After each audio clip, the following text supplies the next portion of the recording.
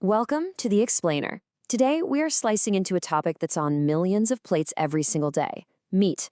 But what is it really? We're going to go way beyond the butcher counter and explore the incredible biological engine that powers literally every movement. So, here's our roadmap for today. We'll start big picture with what meat actually is. Then we'll dive right into the muscle fiber and its microscopic engine.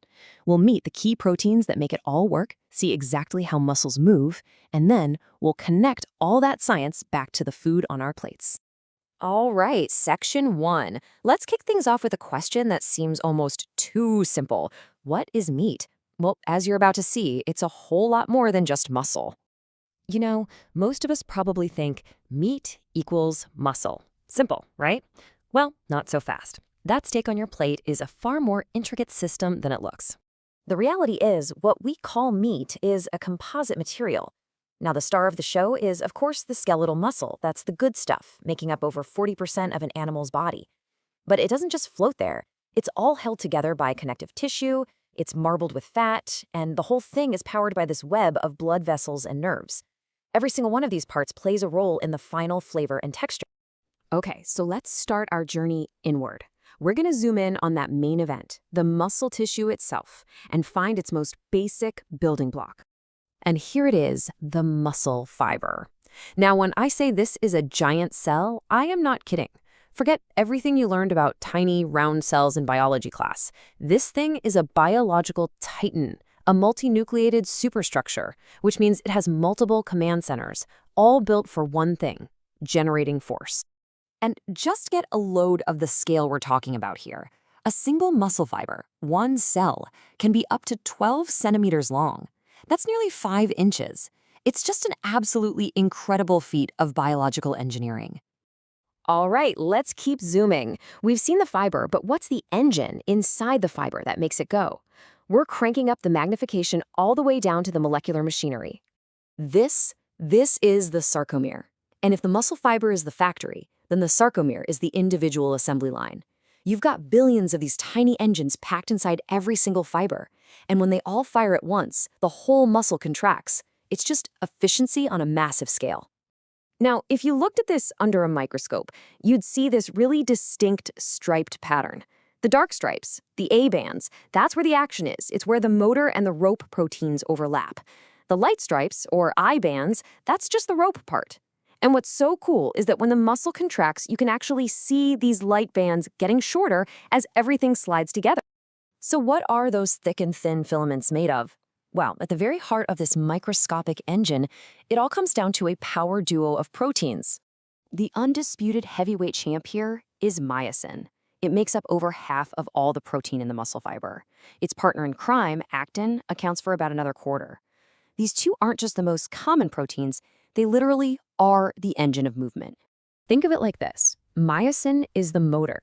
It has these tiny little heads that are basically molecular engines, and they burn our body's fuel, ATP, for energy. Actin? Well, actin is the rope. The myosin motors grab onto this rope and pull, and that's what contracts the entire structure. It's that simple, and really that elegant. So we've met the motor and the rope. Now it's time for the main event, the incredible, lightning-fast cycle that turns chemical fuel into pure mechanical force. This is the moment of contraction. For this engine to run, it needs 2 critical things. First, it needs fuel. That's ATP, the energy currency for pretty much everything in our bodies. Second, it needs a spark to ignite that fuel. That spark comes from a flood of calcium ions, acting like a starting pistol for the whole process. Okay, let's walk through this amazing little dance. First, a new molecule of ATP fuel comes in, and that tells the myosin motor to let go of the actin rope. Second, that ATP fuel gets broken down, which cocks the motor back into a high-energy position, like pulling back a spring. Third, that cocked motor grabs onto a new spot on the rope. Fourth, and this is the big one, the power stroke. The spring is released, the motor pivots, and it pulls that rope along with it. And finally, it just hangs on, waiting for the next piece of ATP fuel to arrive and start the whole cycle all over again. And remember, this happens millions of times across thousands of sarcomeres, all in the blink of an eye. Now, this cycle also explains a really fascinating and, yeah, a little grim phenomenon. What happens if the body runs out of ATP fuel after death? Well, think back to step 5. Without a new ATP molecule to tell it to let go, every single myosin motor gets stuck, locked onto that actin rope. That widespread molecular gridlock is exactly what causes the stiffness we know as rigor mortis. Okay, for our final section, let's zoom all the way back out. We've seen the tiny engines at work, but how does all this molecular biology actually affect what we see on our plate? Let's connect the science to the steak. The key player here is a protein called myoglobin. Now, it's famous for giving red meat its color, but its real job is to be a tiny oxygen tank inside the muscle cells, keeping a local supply ready for when that muscle needs it most. And this explains something you've probably seen 100 times. When meat is first cut away from oxygen, it's actually a purplish red color. But as soon as oxygen from the air hits it, the myoglobin grabs onto it, and you get that familiar bright red bloom you see at the butcher counter. But if you let it sit for too long, the iron in that protein oxidizes. It rusts, basically, and that's when it turns brown. This is also the exact reason we have dark and light meat. Think about it. A cow's leg muscles are working all day long, so they need a lot of those myoglobin oxygen tanks, which makes the meat dark and red. But a chicken's breast muscle, that's only used for short, quick bursts of flight. It doesn't need a huge oxygen reserve, so it has way less myoglobin, making it light meat.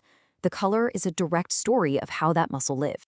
So the next time you look at a steak or a piece of chicken, remember the story it's telling you. It's a story written in protein and color about a life of movement powered by billions of tiny microscopic engines. It really makes you wonder what other secrets are hiding in the food we eat every day. Thanks for watching this explainer.